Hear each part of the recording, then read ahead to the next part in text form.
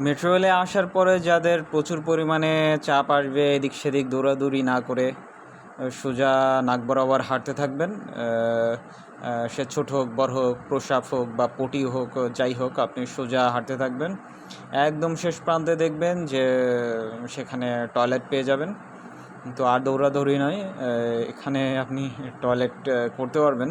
তো আগে তো এই টয়লেট ফ্রি ছিল, এখন হয়তো বা এখানে 10 টাকা নেয়। তো আপনি দেখতে পারবেন। তো আসুন আমরা দেখি যে মেট্রো রেলের টয়লেটগুলো কেমন। এখানে প্রতিবন্ধী যারা, তাদের জন্য ব্যবস্থা আছে। আর এই যে আমরা টয়লেটের ভিতর চলে আসছি, এখানে একটা বেসিন পাবেন।